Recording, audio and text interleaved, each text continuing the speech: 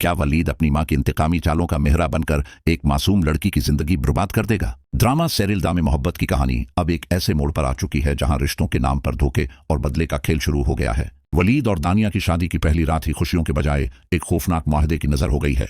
वलीद जो अपनी मां बिना से शदीद मोहब्बत और उनका एहतराम करता है, वो अपनी मां की आंखों में एक आंसू भी नहीं देख सकता। वलीद ने जब देखा कि उसकी मां दानिया के उस घर में आने पर खुश नहीं है, तो उसने बड़ी मासूमियत से एक बड़ी बात कह दी। वलीद ने अपनी मां के पास आकर कहा कि अम्मी, अगर आप इस रिश्ते से मुतमईन नहीं हैं तो मैं अभी ये निकाह खत्म कर सकता हूं। उसने कहा कि मुझे मालूम है कि पिछले बरसों में फूफो सादिया की वजह से आपको और पापा को कितनी जहनी उजियत का सामना करना पड़ा है। वलीद ने यहां तक कह दिया कि मैं नहीं चाहता कि मेरी वजह से आपको दोबारा इन लोगों की वजह से कोई तकलीफ पहुंचे। बिना जो एक मकार और दिल में नफरत पालने वाली औरत है, उसने अपने बेटे की उस कमजोरी का भरपूर फायदा उठाया। उसने वलीद को बड़े प्यार से समझाया कि बेटा, अब रिश्ता तोड़ने का वक्त गुजर चुका है, अब तो बदला लेने का वक्त शुरू हुआ है। बिना ने अपने बेटे के जहन में यह जहर भर दिया कि अगर ये शादी ना हुई तो हमाद साहब उसे कसूरवार ठहराएंगे। बीना ने साफ कह दिया कि वो दानिया को इस घर में सिर्फ एक बहू बनाकर नहीं लाए, बल्कि वो उसे सादिया के हर जुल्म का हिसाब देने के लिए लाई हैं।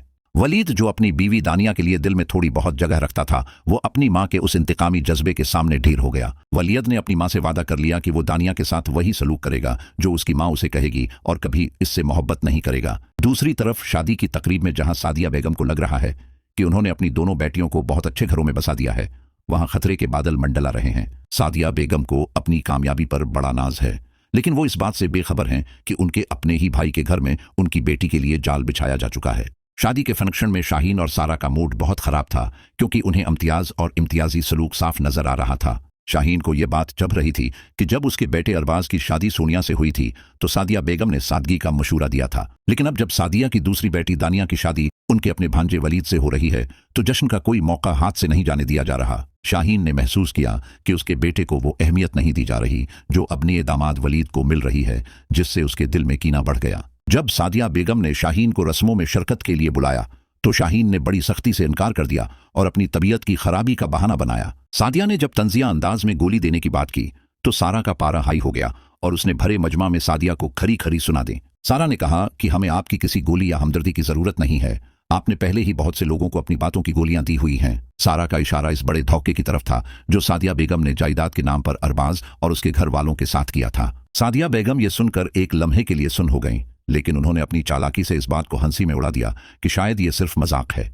शायद ये सिर्फ मजाक है। हकीकत तो ये है कि सादिया बेगम जिस जायदाद को सोनिया की मुल्कियत समझकर फख्र कर रही हैं, वो कागजात बिलाल साहब ने बड़ी होशियारी से अपने नाम करवा लिए हैं। अब सोनिया और सादिया बेगम के पास सिर्फ कागज के वो टुकड़े रह गए हैं जिनकी कोई कानूनी हैसियत नहीं है, और ये इंकिशाफ जल्द ही होने वाला है। इधर वलीद का रवैया दानिया के साथ पहली ही रात से बदल चुका है। वो दानिया से नजरें चराने लगा है और उससे बात करने से कतराता है। दानिया जो अपनी नई जिंदगी के ख्वाब आंखों में सजाए इस घर में आई थी, वो वलीद की इस सर्द महरी पर परेशान हो गई है। जब भी दानिया वलीद के करीब आने की कोशिश करती है, बिना बेगम किसी न किसी बहाने से उनके दरमियान आकर बैठ जाती हैं। वलीद एक बेबस कुठपतली की तरह अपनी मां के इशारों पर नाच रहा है। उसे दानिया की मासूमियत नजर आ रही है, मगर मां का खौफ उस पर गालिब है। बिना अब घर में दानिया पर काम का बोझ डालने और उसे छोटी छोटी बातों पर जलील करने का मंसूबा बना चुकी है ताकि सादिया को तड़पता हुआ देख सके।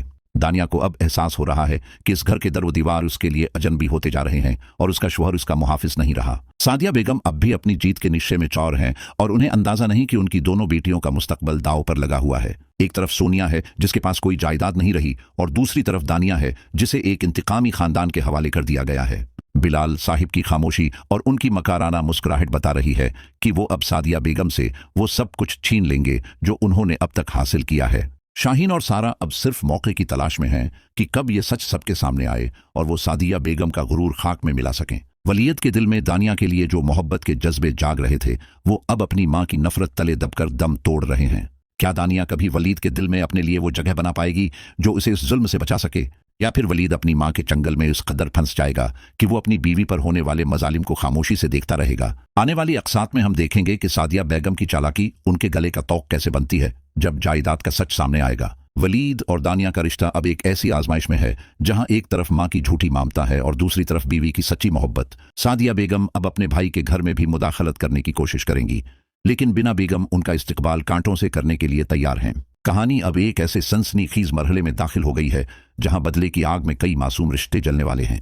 क्या वलीद में इतनी हिम्मत पैदा होगी कि वो अपनी मां को गलत कह सके और दानिया का हाथ थामकर उसका साथ दे सके? ये सब कुछ हमें दामे मोहब्बत की अगली दिलचस्प और जज्बाती अक़सात में देखने को मिलेगा, जहां हर किरदार का असल चेहरा बेनकाब होगा। सादिया बेगम का तकब्बर और बिलाल साहब की मुकारी अब आमने सामने है, और इस जंग में जीत सिर्फ उसकी होगी जो सबसे बड़ा बाजीगर है। दानिया की खामोशी और उसके आंसू क्या वलीद के पत्थर दिल को पिघला पाएंगे, या फिर उसे उम्र भर उसी नफरत का सामना करना पड़ेगा। आने वाली किस्त में एक ऐसा ट्विस्ट आने वाला है जो सादिया बेगम की पूरी बसात को पलट कर रख देगा और उनकी खुशियां खाक में मिल जाएंगी।